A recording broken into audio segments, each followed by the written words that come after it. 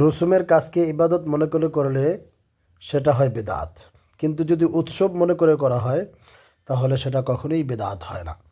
আজ পবিত্র শবে বরাত বা পবিত্র মুক্তির রজনী। সেই মুক্তির রজনীতে আমরা বানিয়েছি 2 রকমের হালুয়া, একটি লালচে আর একটি সাদাচে, অর্থাৎ একটি সুজির মাধ্যমে আর একটি হলো বুটের মাধ্যমে। সেই সঙ্গে আছে রুটি। তো বেশ চমৎকার করে কিন্তু আজকে এটাকে আমরা কোনো ধরনের ইবাদত মনে করে নয়, বরং উৎসব মনে করে বা খেতে হবে, ভালো লাগবে, সেই জন্যই কিন্তু আজকের এই হালুয়াগুলো বানানো হয়েছে। বেশ চমৎকার, মজাদার, দারুণ, মনোমুগ্ধকর, বেশ আনন্দ দিয়েছে, মজা দিয়েছে। এই যে লাল চা হালুয়াগুলো যা দেখছেন, এটা কিন্তু বোটের মাধ্যমে বানানো।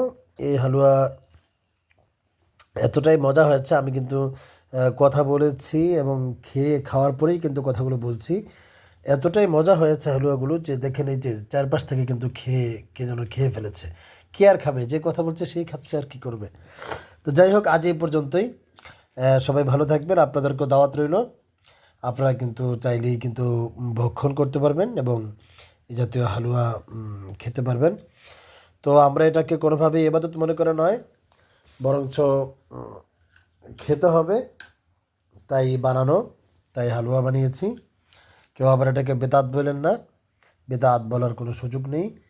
কারণ হালুয়া রুটির এই যে চমৎকার একটি বাংলাদেশি সংস্কৃতি, বাংলাদেশি যে উৎসব, এই উৎসবকে আমরা জিইয়ে রেখেছি, এই উৎসবকে আমরা জাগ্রত রেখেছি। তো ধন্যবাদ সবাইকে। আসসালামু আলাইকুম ওয়া রাহমাতুল্লাহি ওয়া বারাকাতুহু।